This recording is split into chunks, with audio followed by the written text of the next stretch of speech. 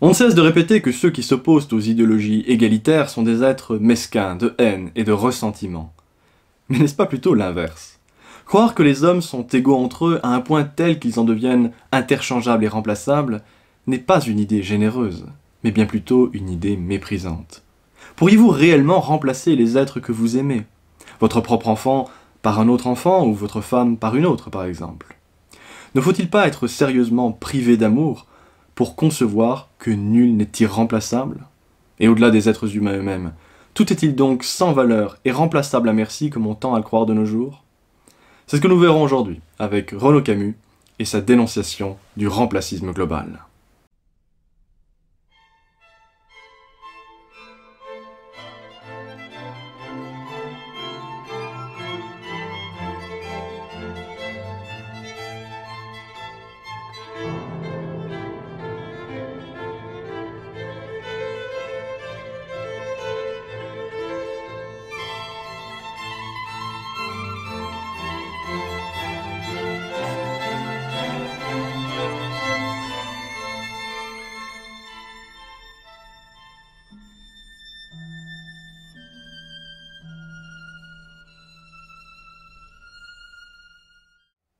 Chacun connaît aujourd'hui ce syntagme qu'est le grand remplacement, forgé par l'écrivain Renaud Camus.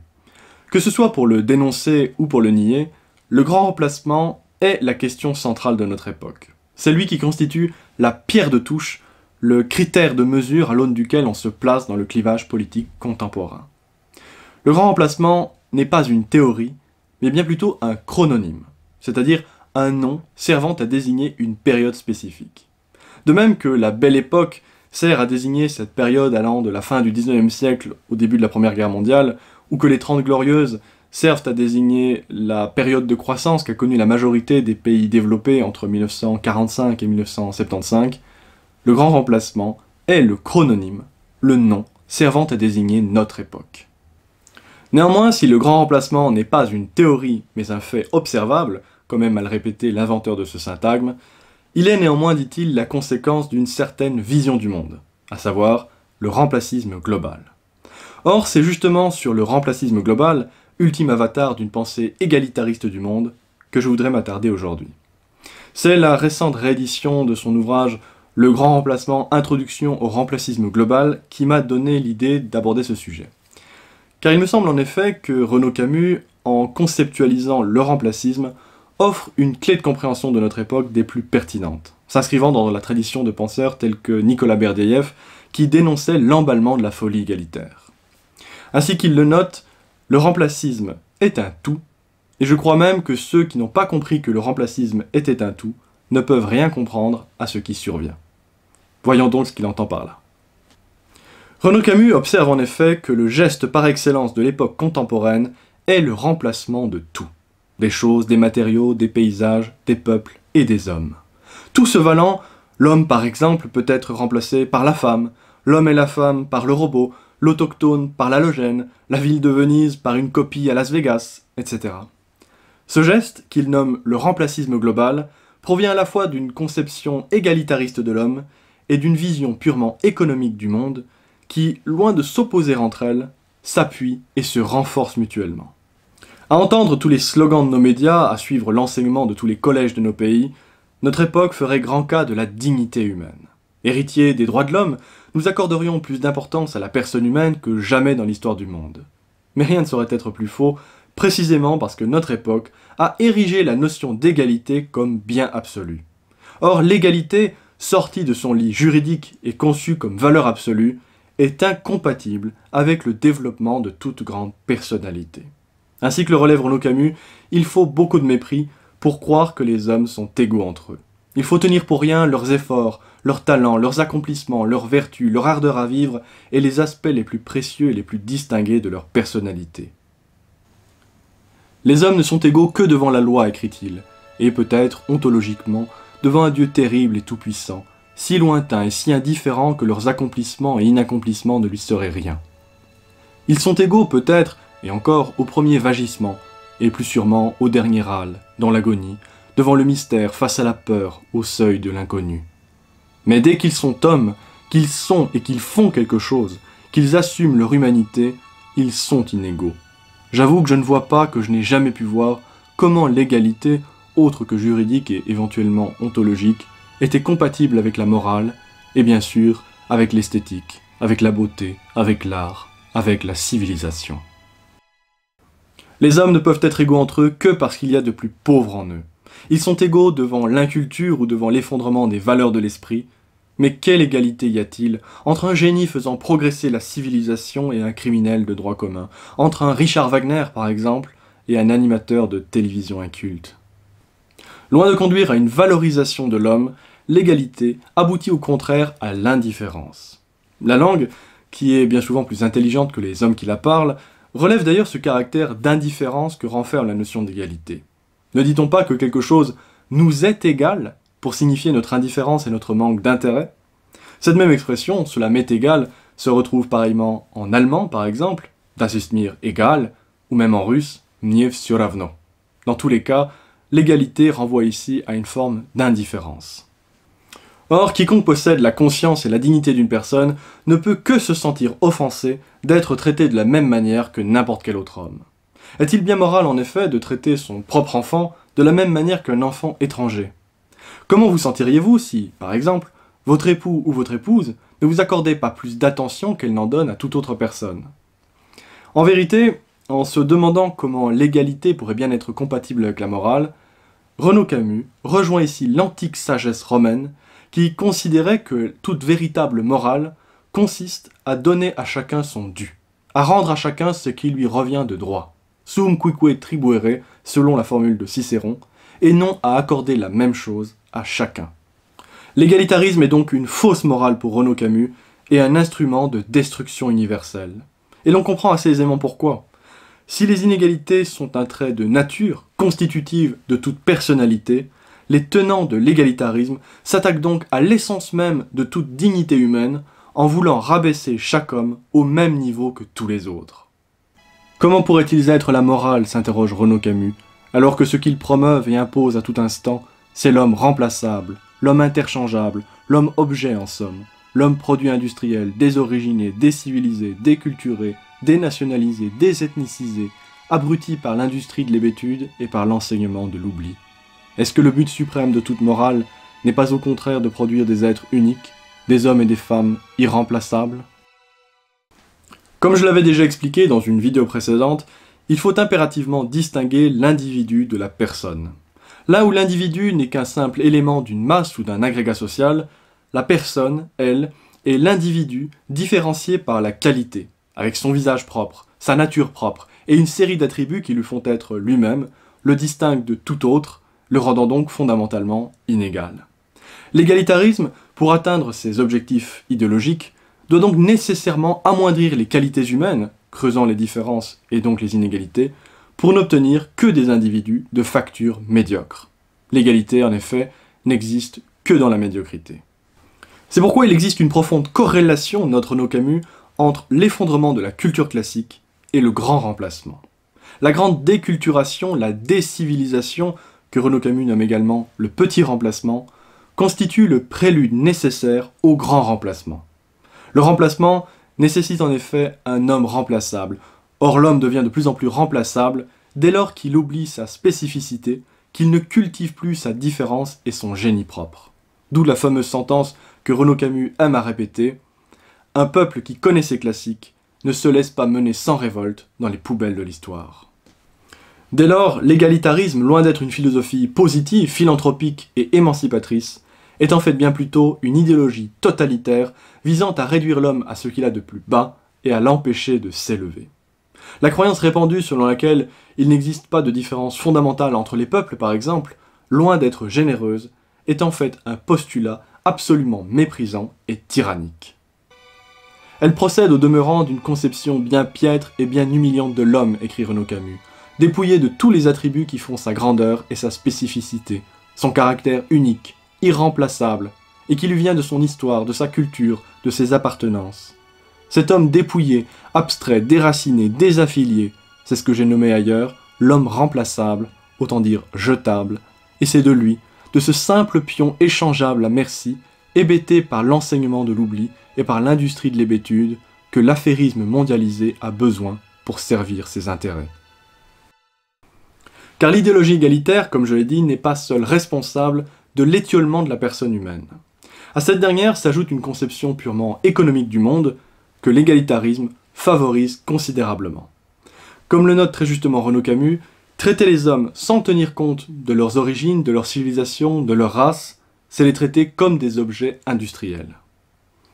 De fait, si un chef d'État doit forcément prendre en compte les différences culturelles, ethniques ou religieuses existantes entre les peuples, un marchand, un commerçant, lui, n'y est absolument pas contraint, bien au contraire. Au fond, l'état d'esprit de tout marchand est celui de McDonald's. Venez comme vous êtes, tant que vous entrez dans mon magasin et faites des affaires avec moi.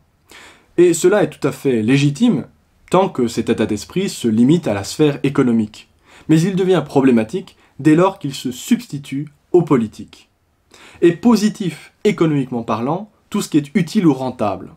Un individu est donc bon économiquement, quel que soit son nom, son origine, sa religion ou sa moralité, tant qu'il me rapporte quelque chose.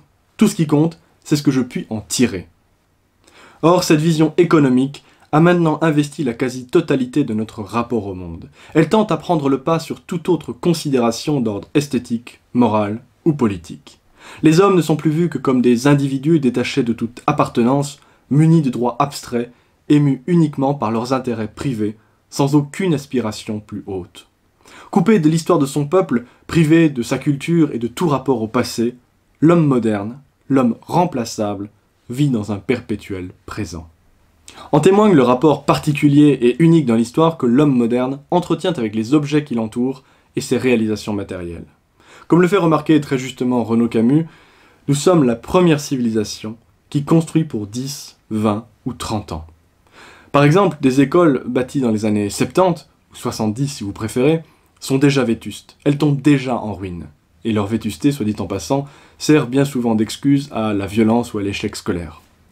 Ou encore, une des plus grandes réalisations architecturales de notre époque, le viaduc de Millau, inauguré en 2004, ne devrait être en service qu'une quarantaine d'années. Cela est bien peu, surtout quand on le compare au fameux pont du Gard, l'aqueduc romain situé non loin de là, qui se tient encore debout, lui, après 2000 ans d'existence. C'est que dans l'économie libérale, on préfère remplacer que réparer. C'est plus rentable. Mais comme je le disais, cet état d'esprit est sorti de la seule sphère économique. D'ailleurs, entre parenthèses, ne peut-on pas voir dans le nombre incroyable de divorces en Occident un autre effet de ce remplacisme global ? Plutôt que de faire des efforts et d'essayer de se montrer à la hauteur de son engagement, il est plus facile en effet de remplacer son partenaire après 50 vies communes comme on changerait de chaussures.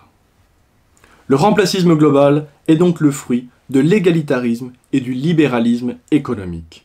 L'égalitarisme, pour des raisons idéologiques, dépouille l'homme de toutes les qualités qui le différencient des autres, comme son appartenance à un peuple donné, à une religion donnée, à une histoire donnée, à un sexe donné, à une famille donnée, etc., etc., et livre ensuite en pâture cet individu atomisé au libéralisme économique qui n'a besoin que d'agents dans le procès de consommation. L'égalitarisme implique la banalisation et la standardisation du monde. La standardisation du monde implique l'interchangeabilité générale. L'interchangeabilité générale conduit au remplacisme global et le remplacisme global conduit au grand remplacement. Il s'agit donc de lutter contre le cœur de cette idéologie mortifère qu'est le libéralisme égalitaire et de ne faire aucune concession sur ce qui a de la valeur en cette vie. Comme le faisait remarquer le grand sociologue allemand Werner Sombart dans son livre « Le bourgeois », l'opposé de tout esprit économique, c'est l'esprit aristocratique. Or, ce qui caractérise l'esprit aristocratique pour Werner Sombart, ce n'est pas le mépris comme on le dit parfois, mais c'est une conception érotique de la vie. Érotique doit être pris ici dans son sens étymologique de ce qui procède de l'amour. L'esprit aristocratique est érotique pour Werner Sombart parce qu'il ne calcule pas le profit à tirer de son existence. Il donne, il se donne selon une démarche amoureuse. Vivre pour l'économie, c'est épargner, disait-il. Vivre pour l'amour, c'est donner. Or, c'est là que se situe la véritable opposition contemporaine. Comme l'écrit Renaud Camus, la seule ligne de partage politique, historique et morale aujourd'hui est celle qui passe entre les remplacistes et les anti-remplacistes. C'est-à-dire entre ceux qui ne voient pas de problème à remplacer un homme ou un peuple par un autre et ceux qui accordent trop de valeur à la dignité humaine pour ne fût-ce que le concevoir. La véritable opposition se joue entre les tenants de l'égalitarisme d'une part et les tenants de l'esprit aristocratique d'autre part, entre des gens sans amour qui ne voient que l'aspect strictement utilitaire de la vie, et des gens qui refusent de remplacer ceux qu'ils aiment. Comme le dirait à nouveau Werner Sombart, les uns chantent et résonnent, les autres n'ont aucune résonance, les uns sont resplendissants de couleurs, les autres totalement incolores. Ainsi donc, pour conclure, la lutte contre le remplacisme global se fait évidemment à un niveau politique, mais elle doit aussi et surtout se mener en amont, d'un point de vue spirituel et presque métaphysique. Le grand remplacement est le sujet politique majeur de notre époque, c'est lui qui nous commande de réagir avant qu'il ne soit trop tard, mais la résolution de ce problème exige que nous replacions le grand remplacement, malgré son aspect gigantesque, dans l'idéologie qu'il a engendrée, à savoir le remplacisme global. La lutte contre le grand remplacement, pour être efficace à long terme, passe impérativement par une lutte spirituelle et culturelle contre le remplacisme global. Face à l'égalitarisme, opposer l'esprit aristocratique qui promeut l'excellence. Face à une vision purement économique du monde, une conception érotique de la vie. Face à l'homme remplaçable, l'homme irremplaçable. Ainsi que l'écrit Renaud Camus, « Pour notre part, nous n'avons d'autre issue que de nous rendre irremplaçables, par la force et par la pensée, par la force de la pensée, par la culture, par le vote, par la loi, par l'action politique, par la défense du territoire, par le refus de reculer encore et d'en supporter davantage. Nous ne voulons et ne pouvons être remplacés. Mais le non que nous opposons au remplacement, au remplacisme global, ne peut se limiter à sa dimension négative. Notre non au remplacement doit se transformer en un oui à tout ce qui a de la valeur en ce monde et qui ne peut sous aucun prétexte être remplacé. Voilà, cette vidéo est terminée. J'espère qu'elle vous a plu et qu'elle vous aura apporté quelques éléments de réflexion supplémentaires en rapport à ce sujet d'une grande gravité. N'oubliez pas de mettre un pouce bleu en bas de cette vidéo si c'est le cas, et à me dire en commentaire ce que vous en avez pensé. Vos réactions m'intéressent toujours énormément. N'oubliez pas également de vous abonner à ma chaîne YouTube si vous ne voulez pas manquer la suite. Je vous réserve quelques surprises. Et vous pouvez également me suivre sur Twitter, Instagram et Telegram. Les liens sont en description de la vidéo. Et pour aller plus loin, il y a, comme je vous l'ai dit, la réédition du livre de Renaud Camus, Le Grand Remplacement, par les éditions de la Nouvelle Librairie, qui font un superbe travail. Il s'agit en fait d'un recueil de plusieurs textes de Renaud Camus, comprenant notamment, c'est le plus important, le changement de peuple et le grand remplacement, suivi après par de nombreux discours qu'a prononcé Renaud Camus comme l'homme remplaçable. C'est vraiment un livre très très intéressant que je vous recommande sincèrement. D'ailleurs, si ça vous intéresse, je vous mettrai le lien pour vous procurer l'ouvrage en description de la vidéo. Et ensuite, si vous voulez découvrir la pensée politique ou philosophique de Renaud Camus, même si Renaud Camus est d'abord et avant tout un écrivain, et c'est en écrivain qu'il pense ces questions politiques, les livres que je recommanderais le plus sont La Grande Déculturation, Décivilisation, ou encore Du Sens, qui est selon moi son opus magnum, le livre dans lequel il pousse ses réflexions le plus loin. Et enfin, si cela vous intéresse, j'ai récemment été invité dans l'émission L'Entretien Conservateur de la chaîne YouTube The Conservative Enthusiast. Je vous invite à aller la voir si ça vous intéresse, et surtout je vous invite à vous abonner à leur chaîne YouTube qui est récente mais qui est déjà de très bonne qualité. Ils font des entretiens avec diverses figures assez intéressantes. Donc voilà, n'hésitez pas à les soutenir et à vous abonner à leur chaîne. Voilà, je vous remercie pour votre écoute et je vous dis à très bientôt j'espère.